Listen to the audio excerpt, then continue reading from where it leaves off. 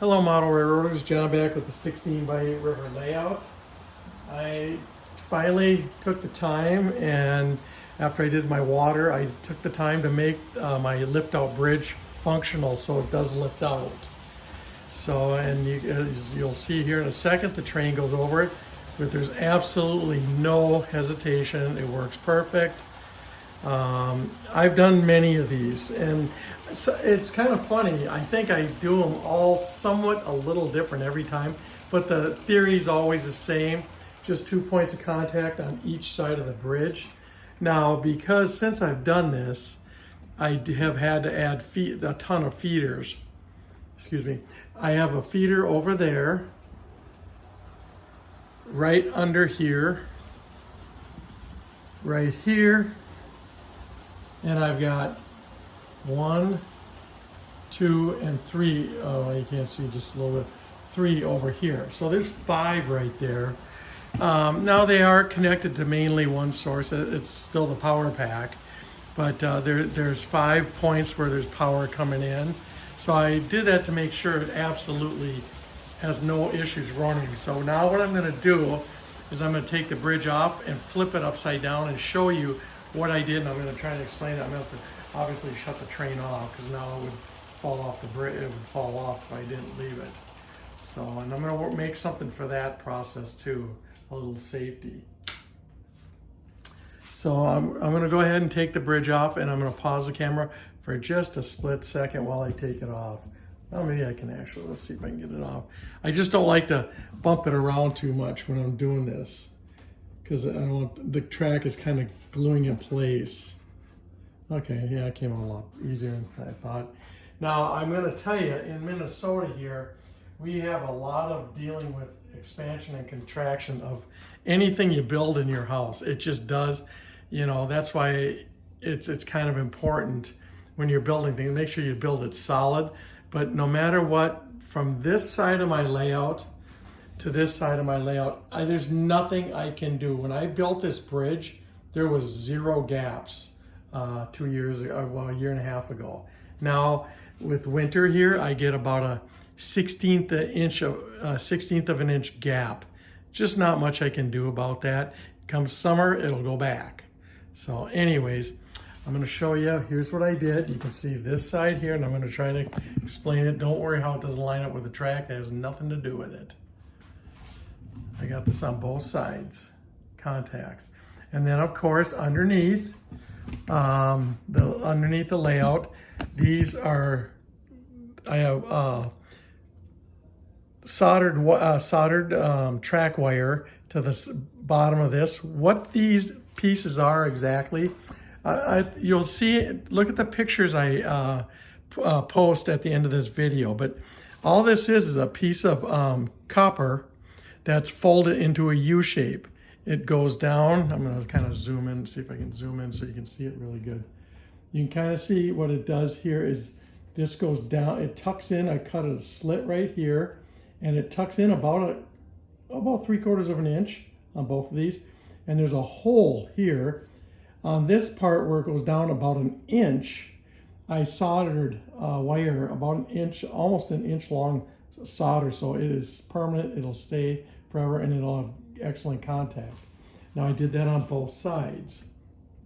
Just don't worry about the pink. When the bridge is in, the pink don't show, and I'm not going to paint it, so it's going to stay this way. The only thing I do plan to do is I have some little foam blocks that fit in here, so when I do have the bridge out, I can put them in, and then if the train somehow someone turned it on by accident, the train wouldn't go off the end. And there's also another technique you can do by cutting one track over here and on both sides, opposite track, and then that'll stop the train from coming in until these points contact. So I may do that, I don't know. I'm really the only one who runs this thing, so I'm very careful and I know what to do. So anyways, so that's that. Let's get to the bridge now. So here's my bridge. I'm going to zoom back out. Here's the bridge, what it looks like, and I'm going to show you how I wired it. So obviously, you know, there's a track on the other side. I did take the track, and you'll see here, I did solder in some connections. You can kind of see them right there. Let's see if I can get it right up there. You can see them on both sides. So I have it on both ends of the layout, and then I drilled the hole through, and they come through. Here, I gotta flip this. They come through right there, and I just have it duct taped in. It's pretty solid. This would last 10 years. It'll never go anywhere. By the way, these little hooks, these are so I can hang it under. I have some hooks underneath my layout, so when the bridge isn't in use, it just hangs underneath it. And it hangs high enough where you don't see it when it's just laying there. So that's kind of nice. So anyways, what I've done is I've taken the wires, ran them through the hole, and then I put these screws in. And then the wires come through, and I kind of cut like a little tiny trough for the wire to lay in. So it's nice and flat here. This is absolutely smooth. And I don't care once it gets beyond this point, because we're outside of the where it lays in there. So, and this was the hole from where I had the screws holding it down, which I won't have anymore. So we won't worry about that. But anyways, so I took the screws, screwed these in. This is why I say it don't matter. I just plugged them in, kind of centered them in here somewhere. And then once they were in there, I made an impression on the foam. That's how I knew where to drill and put the contacts. And then I screwed these in flat, nice and flush, with just a micro touch of them sticking out. I mean a micro amount. I tapered these so they fit nice and flat inside.